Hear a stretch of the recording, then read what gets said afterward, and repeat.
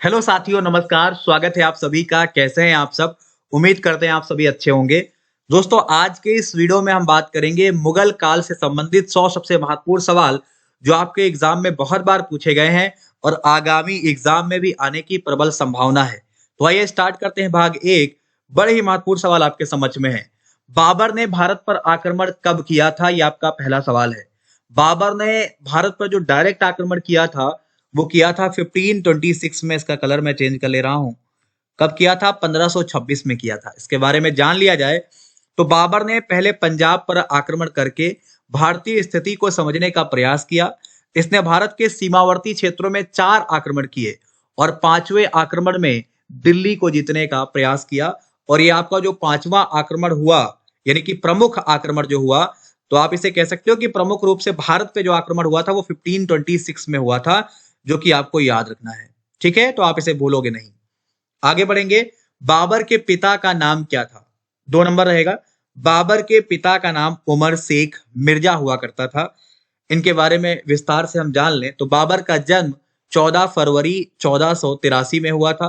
बाबर का निधन 26 दिसंबर 1530 में हुआ था। समाधि बाग ए बाबर जो कि काबुल में है। घराना तैमूरी राजवंश है। पिता उमर शेख मिर्जा हैं और इनकी माता कुतुब निगार खानम जी हैं। तो ये बाबर के बारे में पूरी डिटेल थी जो कि आपको याद रखना है। बाबर का ये भारत का प्रथम मुगल बादशाह कौन माना जाता है?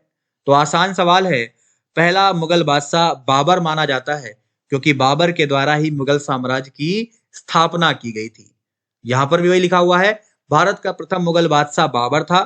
इसने पानीपत का पहला युद्ध जीतने के बाद, यानी इब्राहिम लोदी को पराजित करने के बाद, मुगल साम्राज्य की नींव डाली थी। पानीपत की पहली लड़ाई हुई कब थी? अब यहाँ पे आपके लिए सवाल रहेगा। उत्तर आपका हो जाएगा 1526। 1526 वह समय है जब पानीपत की पहली लड़ाई हुई थी। इस लड़ाई के बारे में हम अगर विस्तार से जाने तो युद्ध 21 अप्रैल 1526 को लड़ा गया था और इसने मुगल साम्राज्य की नींव रखी। यह उन पहली लड़ाइयों में से है जिसमें बारूद, आग्नेय शस्त्रों, मैदानी तोपखानों, इन सब का प्रयोग किया गया था। 1526 में काबुल के तैमूरी शासक जहीरुद्दीन मोहम्मद बाबर ने क्या किया था? इब्राहिम लोदी की सेना को पराजित कर दिया था, परास्त कर दिया था। यही आपका युद्ध पानीपत के पहले युद्ध के नाम से जाना जाता है या फेमस है। चलिए, चंदेरी का युद्ध कब लड़ा गया था? 5 नंबर के उत्तर की बात करेंगे तो ये आपका 1528 में लड़ा गया था।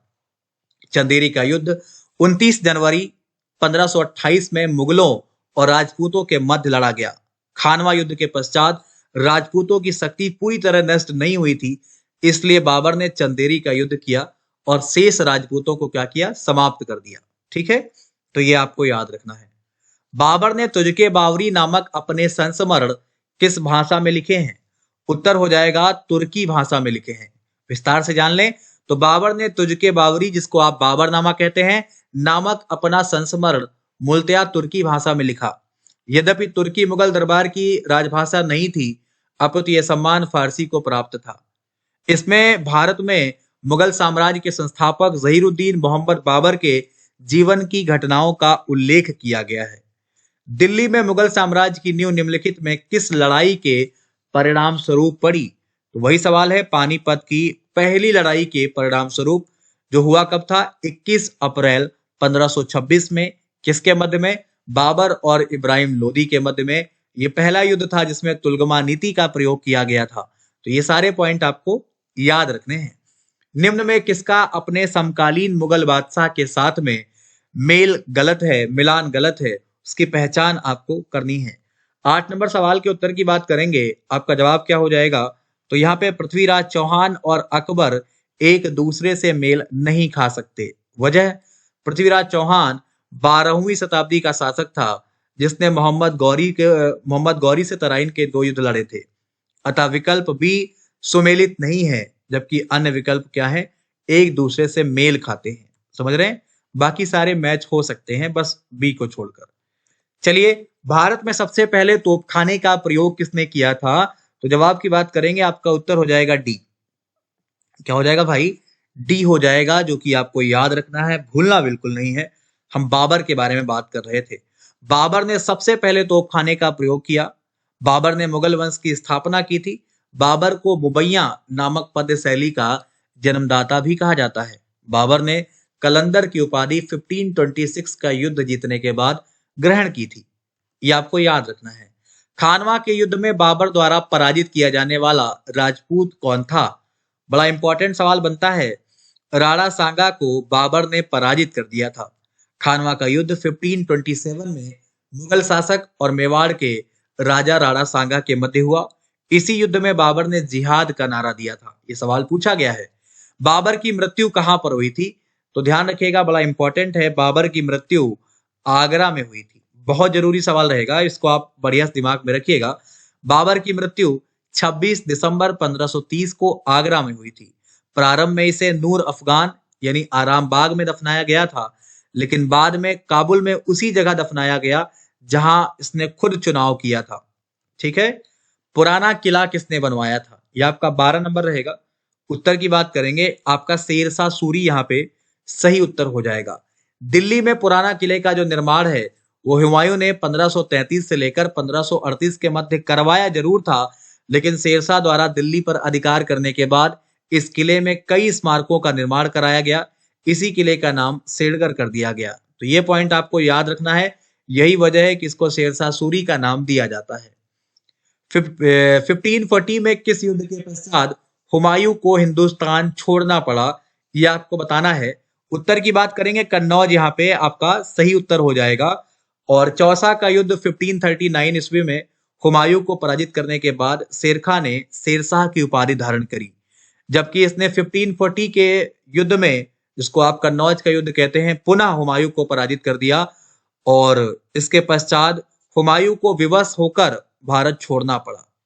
22 जून 1555 को सरहिंद युद्ध की विजय के बाद हुमायूं को एक बार पुनः उसका खोया हुआ राज्य वापस मिला।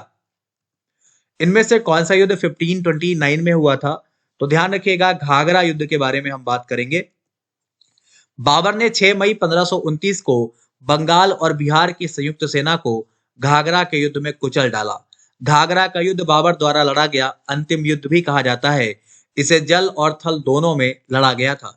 इस युद्ध के तकरीबन 1.5 साल के बाद ही बीमारी की वजह से क्या होता है, बाबर की मृत्यु हो जाती है।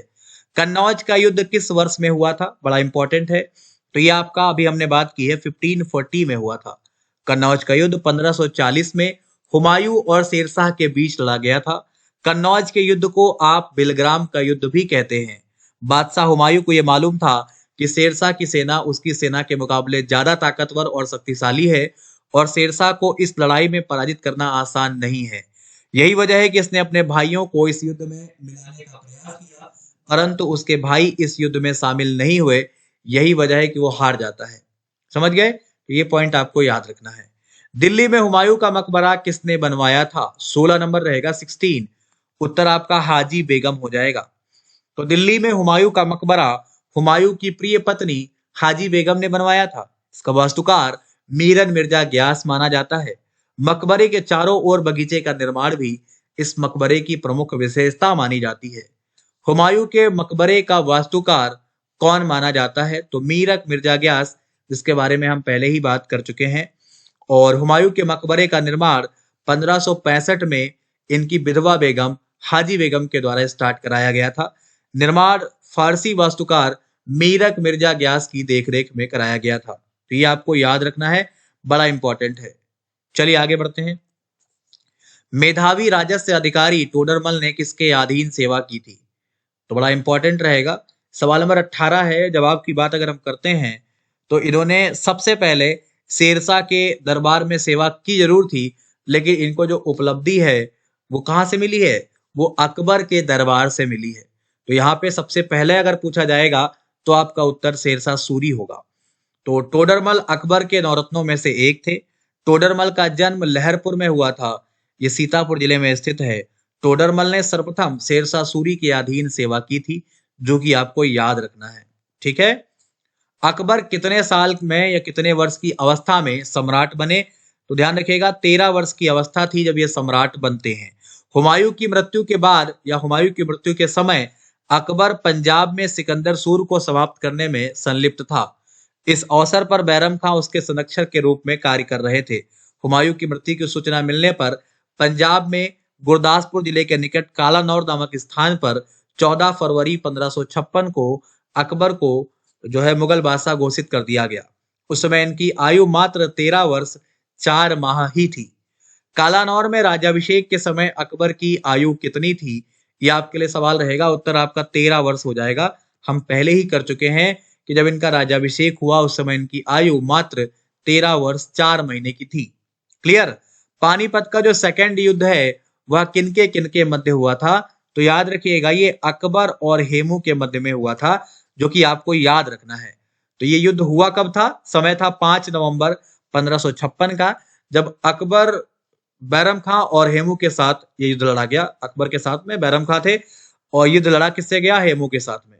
हेमू पराजित हुआ और पकड़ा गया। बैरम खां ने इसका सर काट दिया और इसकी मृत्यु हो गई। महाभारत का फारसी में अनुवाद किसके द्वारा किया गया था? तो याद रखिएगा ये बदायूनी के द्वारा माना जाता है। अकबर के आदेश से महाभारत के विभिन्न भागों का फारसी में रजमनामा के नाम से अनुवाद अब्दुल कादिर बदायूनी, नकीब खां फैजी आदि विभिन्न विद्वानों ने सम्मिलित प्रयास से किया था। रामायण का अनुवाद फारसी में किसके द्वारा किया गया था? तो यहां पर भी आपका उत्तर क्या हो जाएगा? बदायूनी हो जाएगा, जो कि आपको याद रखना है, भूलना बिल्कुल नहीं है। रामायण का फारसी में अनुवाद 1579 ईस्वी में अब्दुल कादिर बदायूनी ने किया था। बदायूनी अकबर के महत्वपूर्ण दरबारी इतिहासकारों में से एक था। वह बदायूं का रहने वाला था, यही वजह इसको बदायूनी कहा जाता है। ठीक है, तो ये चीजें आपको क्या करनी है, याद रखनी है। निम्नोक्त में किसने अकबर की जीवनी कथा लिखी है? उत्तर आपका हो जाएगा अबुल फजल। नाम आपको याद रखना है। अबुल फजल मुगल सम्राट अकबर के प्रधानमंत्री और उनके दरबार के नौरत्नों में से एक थे। इन्होंने अकबरनामा नामक पुस्तक की रचना की। यह पुस्तक 3 खंडों में विभक्त है। इसका अंतिम व तीसरा खंड आईने अकबरी है। अबुल फजल ने पंचतंत्र का फारसी अनुवाद अनवारे सुहेली नाम से भी किया है, तो ये आपको जरूर याद रखना है। आईने अकबरी पुस्तक का लेखक कौन माना जाता है? तो अबुल फजल जो है वो आईने अकबरी पुस्तक के लेखक कहे जाते हैं, माने जाते हैं। तो ये आपके 25 महत्वपूर्ण सवाल थे जिसको हमने भाग 1 में कंप्लीट किया है। आगे के जो हमारे 25 नेक्स्ट सवाल हैं उन्हें हम भाग 2 में देखेंगे। चैनल को सब्सक्राइब कर लिए, जरूर जुड़े रहिए, आपको आगे बहुत कुछ यहाँ पे मिलने वाला है। ठीक है भाई, वही चीज यहाँ पे लिखी हुई है। आईने अकबरी 16वीं शताब्दी का एक ग्रंथ है। इसकी रचना अकबर के ही एक नौरतन जिनका नाम था अबुल फजल, उनके द्वारा की गई थी। ठीक है, इसके अतिरिक्त में अगर आपने अभी तक अनअकैडमी ज्वाइन नहीं किया है तो नीचे वीडियो के डिस्क्रिप्शन में है एक लिंक, जहां से आप मुझे फॉलो भी कर सकते हैं और ज्वाइन भी कर सकते हैं। वहां पे आप चाहें तो मेरी पेड क्लास ज्वाइन करिए, जहां पर आपको चीजें डिटेल में पढ़ने को मिलती हैं। तो जरूर ज्वाइन करें, लाभ उठाएं। वहां पर आपका सिलेबस आपको कंप्लीट कराया जाएगा, आपके डाउट्स क्लियर किए जाएंगे और बहुत सारे नोट्स आपको प्राप्त होंगे। तो आप जरूर ज्वाइन करिए। ये आपका बैच स्टार्ट हुआ है 8 दिसंबर से, लक्ष्य बैच है। तो जो लोग चाहें इसको भी ज्वाइन कर सकते हैं। और अगर आप बाद में वीडियो को देख रहे हैं तो आप इसकी रिकॉर्डिंग देख सकते हैं। तो आपको मेरा कोड अप्लाई करना है दीपक सिंह YT10 और जुड़ जाना है प्लस पे, जहां पर आप ये सारी चीजें डिटेल में पढ़ सकते हैं, जान सकते हैं।